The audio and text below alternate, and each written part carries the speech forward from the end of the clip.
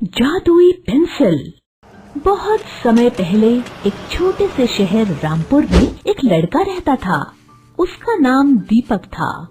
वो एक होशियार बच्चा था जो अपने पिता और दादाजी की मदद उनकी किराने की दुकान में भी करता था।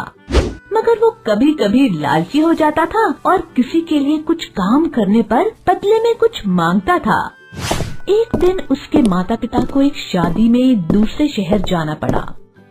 तभी उसके दादाजी के दोस्त राम सिंह उसके घर आए। दीपक ने उनकी बहुत सेवा करी और उनको गरम गरम खाना भी खिलाया जो उसकी माँ उसके लिए बनाकर गई थी। राम सिंह दीपक के सत्कार से बहुत खुश हुए और जाने से पहले बोले, मैं तुमसे बहुत खुश हूँ बेटा। मैं तुम्हें अपना धन्यवाद देने के लिए एक तोहफा देना चाहता हूँ। दीपक बहुत खुश हुआ और सोचने लगा कि वो तोहफा क्या होगा।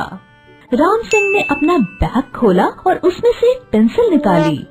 ये देखकर दीपक खुश नहीं था और उसने कहा, अंकल, मैंने आपकी इतनी सेवा करी और आप मुझे बस ये पेंसिल दे रहे हैं। इस पर राम सिंह हंसने लगा और बोला, ये सिर्फ कोई मामूली पेंसिल नहीं है बेटा, ये पेंसिल जादुई है।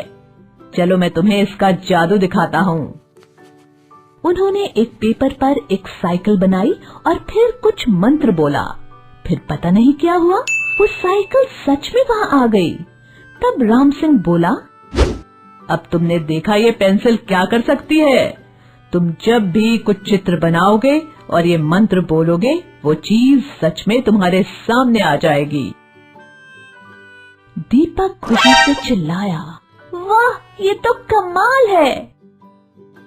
मगर राम सिंह ने उसे चेतावनी दी, मगर बेटा तुम्हें बहुत ध्यान रखना होगा कि तुम कोई खतरनाक चीज न बना दो, जैसे बंदूक, चाकू या कुछ और जिससे किसी को नुकसान पहुंच सके। उसी समय उसके दोस्त श्याम ने सब कुछ खिड़की में से सुन लिया और उसने वो पेंसिल चुराने का प्लान बनाया, मगर उसने आगे की बात नहीं सुनी।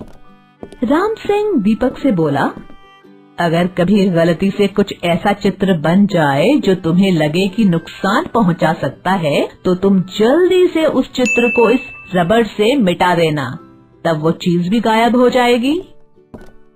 ये कहकर वो वापस चले गए। दीपक रोज कुछ चित्र बनाने लगा, कभी चॉकलेट, कभी उसकी पसंदीदा रिमोट कंट्रोल कार और बहुत कुछ। मगर एक दिन सुबह उसे वो पेंसिल कहीं नहीं मिल रही थी।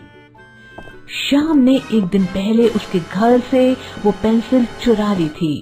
वो हमेशा से एक पालतू जानवर चाहता था और बोला, चलो मैं कुछ ऐसा जानवर का चित्र बनाता हूँ जिससे सब डर जाए और मैं सबसे ताकतवर बन जाऊँ। चलो मैं एक बड़ा सा पालतू कुत्ता बनाता हूँ। नहीं, मैं एक शेर बनाता हूँ। उसने शेर का चित्र बनाया और कुछ मंत्र बोला। फिर क्या था, वो शेर जिंदा होकर वहाँ सामने आ गया। उसकी जोर से दहाड़ सुनकर श्याम को ये एहसास हुआ कि उसने कितनी बड़ी गलती कर दी है और वो शेर तो उसे ही खा सकता है। मगर श्याम की किस्मत अच्छी थी। तभी दीपक अपनी पेंसिल ढूंढते हुए वहाँ आ गया और उसने जल्दी से अपनी जेब से वो रबड़ निकाला और श्याम को चित्र मिटाने के लिए कहा। भगवान का शुक्र था कि चित्र मिटाते ही वो शेर वहाँ से गायब हो गया। कहानी की शिक्षा।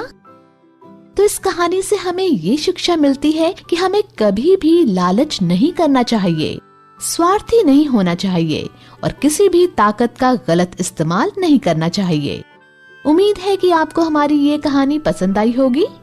कृपया हमारे चैनल को सब्सक्राइब करें और सभी अपडेट्स के लिए बेल आइकन जरूर क्लिक करें। और हाँ, वीडियो लाइक और शेयर करना मत भूलिएगा।